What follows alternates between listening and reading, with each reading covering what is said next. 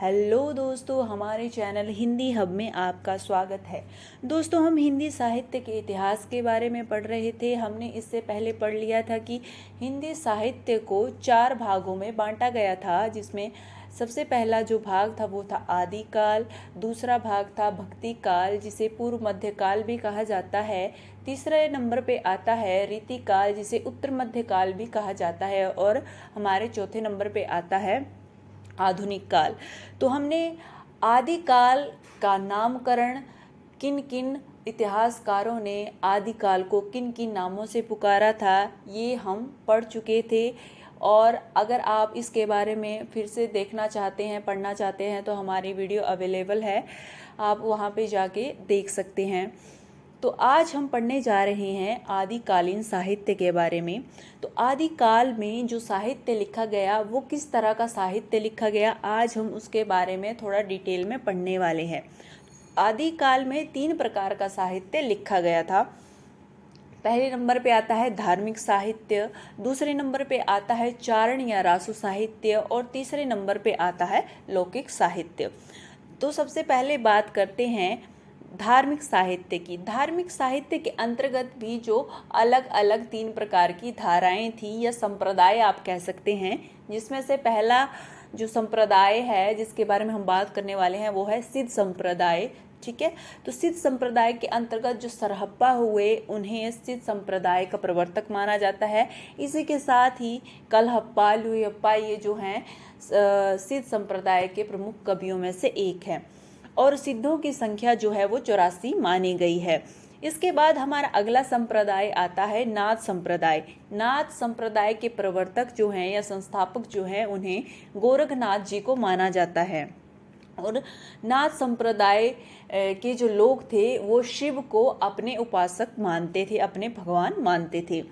और इसके अंतर्गत जो नागार्जुन जी है, हरिश्चंद्र जी हैं, ये भी नाथ संप्रदाय के कवियों में से एक माने जाते हैं।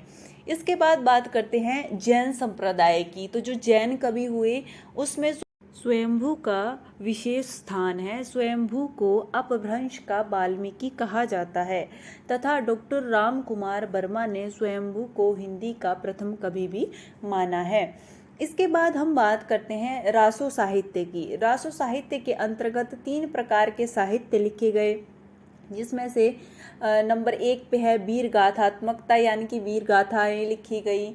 ठीक है, बड़े बड़े जो राजा महाराजा हुए उनकी वीर गाथाओं पे जो ग्रंथ लिखे गए वो रासो साहित्य के अंतर्गत आए। उसके बाद श्रृंगार परक, दूसरे नंबर पे आता है श्रृंगार परक काव्य, और तीसरे नंबर पे आता है धार्मिक काव्य। जो रासो काव्य हैं उनमें से सबसे जो प्रसिद्ध काव्य माना जाता है वो माना जाता है पृथ्वीराज रासो, जो कि चंद्रवर दाई द्वारा लिखा गया है। इसके साथ ही खुमान रासो, हमीर रासो, विजयपाल रासो, ये जितने भी रासो काव्य हैं इनमें वीर रस का जो है बहुत ही ज़्यादा अच्छे तरीके से वर्णन किया गया है। राजा महाराजाओं के जो है वो पराक्रम को इसमें अच्छी तरीके से दर्शाया गया है। उसके बाद बात करते हैं श्रृंगार पर कि श्रृंगार यानी कि ऐसा साहित्य जहाँ पे श्रृंगार की बात की गई है। तो संदेश रासक जो है और विशल देव रासो जो है इसके एक प्रमुख उदाहरण हैं, जिसमें श्रृंगारिकता का प्रयोग काफ़ी अच्छे तरीके से किया गया है। इसके बाद बात करते हैं धार्मिक जो साहित्य, जो धार्मिक यानी कि जो रासो साहित्य के अंतर्गत जो उसमें भरतेश्वर बाहुबली रास जो है रासो काव्य के अंतर्गत एक धार्मिक ग्रंथ लिखा गया था। यह धार्मिक काव्य साहित्य लिखा गया था जो कि जैन साहित्य का प्रथम जो है ग्रंथ माना जाता है। उसके रचयिता जो हैं वो शालिभद्र सूरी को माना जाता है, और उन्होंने 1185 ईस्वी में इस काव्य की या इस साहित्य की रचना की थी, भारतेश्वर बाहुबली रास। इसके बाद बात करते हैं लोक साहित्य की। तो लोक साहित्य के अंतर्गत जो 2 कवि प्रमुख हैं जिन्होंने लौकिक साहित्य को बढ़ावा दिया, यानी कि जो उनकी क्षेत्रीय भाषा होती थी, जो बोलचाल की भाषा होती थी, उसी में ही उन्होंने ऐसे साहित्य की रचना की जो कि हर व्यक्ति, हर गली, हर नुक्कड़ में दोहराई जाती थी या कही जाती थी। जैसे कि अमीर खुसरो जी हैं, अमीर खुसरो की जो पहेलियां हैं वो काफ़ी ज़्यादा जिसे कह सकते हैं लोकप्रिय होती थी।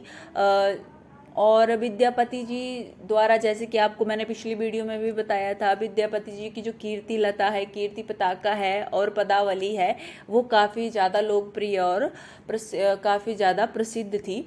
इसी के साथ अमीर खुसरो की जो पहेलियाँ थी, उनकी जो मुर्गियाँ थी, है ना, वो काफ़ी ज़्यादा फेमस थी। और ये जो मुर्गियाँ हैं, ये जो गीत है, ये जो संगीत है, ये कौन से काव्य में आते हैं? ये मुक्तक काव्य के अंतर्गत आते हैं, जो कि मैंने आपको इससे पहले बताया था। ठीक है, जहाँ गायन शैली का प्रयोग होता हो, ठीक है, जहाँ पे राइमिंग होती हो, लय होती हो, वो वाला जो साहित्य है वो मुक्तक काव्य धारा के अंतर्गत आता है। तो अमीर खुसरो जी की बहुत सी जो पंक्तियां हैं, पहेलियां हैं, काफ़ी ज़्यादा फेमस है। लेकिन उनमें से जो एक मैं आपको बता सकती हूँ, जो कि इस प्रकार है कि खीर बनाई जतन से, खीर बनाई जतन से और चरखा दिया चला, खीर बनाई जतन से और चरखा दिया चला, आया कुत्ता खा गया तू बैठी ढोल बजा, ला पानी ला। इस तरीके की पंक्तियाँ उस समय काफ़ी ज़्यादा प्रसिद्ध थी। इसी के साथ मैं आपको बताना चाहूँगी कि जो आदिकाल में डिंगल पिंगल भाषा शैली का काफ़ी ज़्यादा प्रयोग किया जाता था। Thank you guys watching for my video. Please like, share and subscribe to my channel. And मिलते हैं नेक्स्ट वीडियो में। Bye bye.